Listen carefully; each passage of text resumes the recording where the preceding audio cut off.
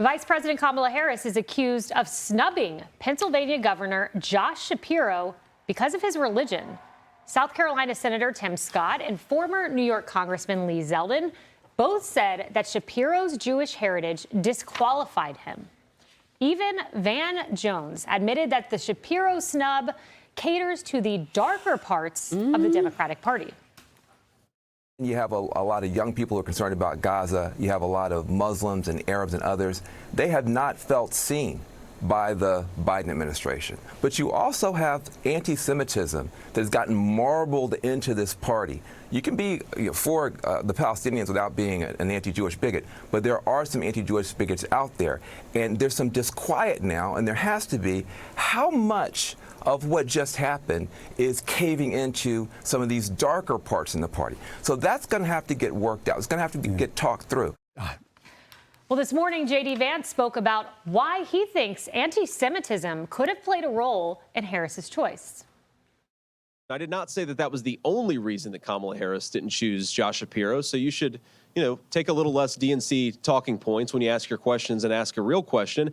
I have suggested that Kamala Harris was motivated, or at least her party was motivated by anti-Semitism. And the evidence that I offer for that is what dozens of Democratic activists said in the run-up to her selecting her nominee. There were multiple grassroots activists, multiple media personalities, multiple people with influence in the Democrat Party who suggested that she should not choose Josh Shapiro because of his ethnic background. And look, I don't care what your ethnic background is. I know Donald Trump doesn't care what your ethnic background is. I do not want to live in a country where we're choosing who the next VP is based on skin color or ethnic heritage. Choose based on merit. And the fact that so many prominent leaders in the far left felt empowered to talk about Shapiro's ethnic heritage is a disgrace, and I think it's a scandal for the Democrat Party. Yes, I do. So almost every political prognosticator or person who does this for a living thinks that the snubbing of Shapiro was very odd. So I want to explore Kamala's motives for why she went with Tim Walz. Now, one of those motives could be the fact that Shapiro is Jewish. Look, he is critical of the Netanyahu government, but he is Jewish, and there is a worry about the Gaza protesters. Morgan, I saw this in the LA Times just before the choice was made. What kind of fences will the police have? Speaking of the DNC, will they bring dogs? Hatem Abudaya asked. Hatem is someone who organizes these protesters, these Gazan protesters. He stopped in the shadow of the United Center. That's where the DNC will be. And he said that this will draw tens of thousands of pro-Palestinian demonstrators who are expected to protest against U.S. support of Israel. So was Kamala worried about inflaming this by picking someone like Josh Shapiro? This was a very big conversation online over the weekend, especially when it started to look like at the end of last week that he may be the pick. I think it probably has a lot more to do with the fact that he's just an enormously talented politician and would have outshone her.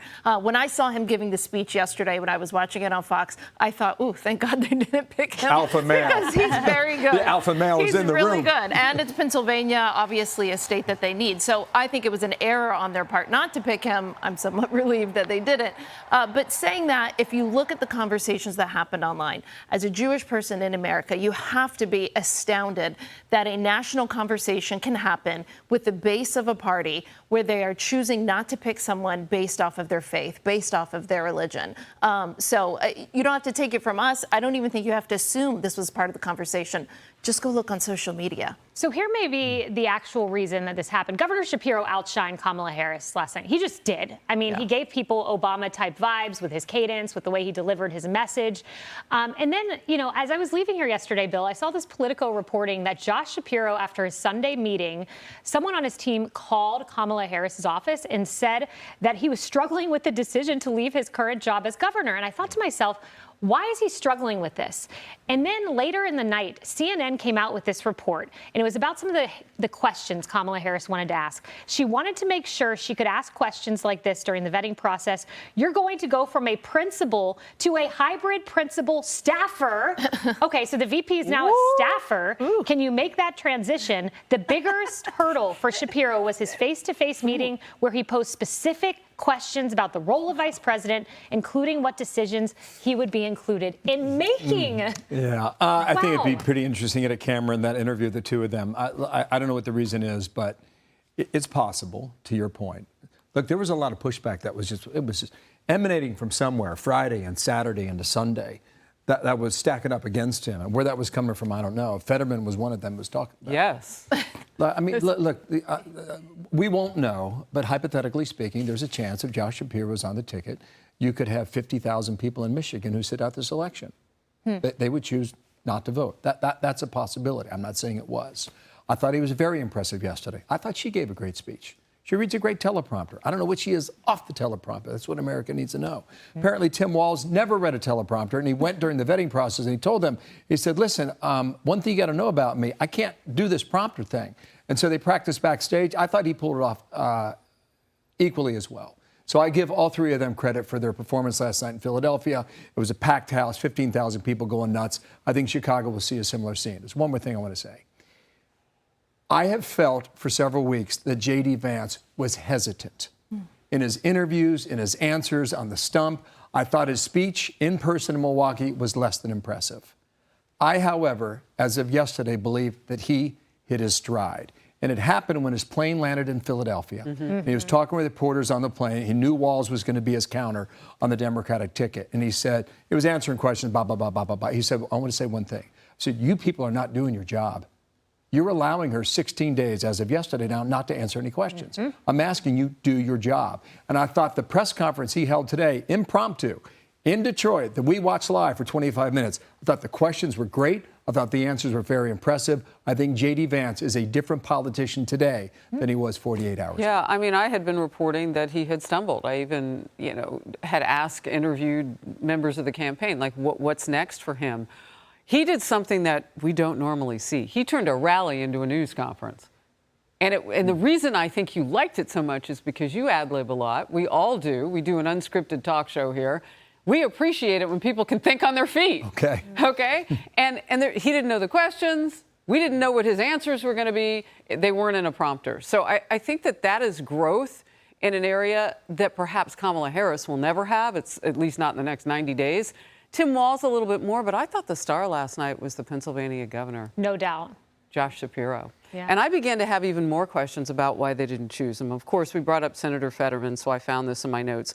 He accused Shapiro of being excessively focused on his own personal ambitions. Well, if you know you have more talent than the top of the ticket, you might be ambitious too. Yeah, that's right. Fetterman, it was funny to watch his face as Josh Shapiro took the stage. They have a little angst between them, but Josh Shapiro stole the show. When you watch that, you thought, Emily, this is the case for primaries because Kamala Harris would have never become the nominee against someone like Josh Shapiro, who is that good on the stump. And by the way, that good when he takes questions. So it was either a colossal miscalculation on her part or evidence of her massive hubris that we know has been following her around. We choose chemistry, or do you choose obsequience? Is that what you choose, right? You choose someone that's just going to sit there and take it, essentially. Governor Shapiro is who he is because of his experience, because of his accomplishments, in addition to that chemistry and that leadership aura around him, because he actually is one. I'll point out something interesting that Tammy Bruce talked about yesterday I found so fascinating. Perhaps it was him that said, no, thanks, I'll sit this out. Perhaps it was him that said, I actually don't want anything to do with this kind of ticket or this kind of vice president, presidential candidate that would that would even consider people sitting out in Minnesota as even a factor, because proudly as a Jewish American, I don't want anything to do with that level of even hint of anti-Semitism up to full-blown acquiescence to anti-Semitism. Yeah. Bravo for him if that's the case. If that's the case, who knows? That political reporting hints at that. And maybe he's preserving himself for 2028. Maybe that's the best decision he could have made. Time will tell. We will find out. Hey, Sean Hannity here. Hey, click here to subscribe to Fox News YouTube page and catch our hottest interviews and most compelling analysis. You will not get it anywhere else.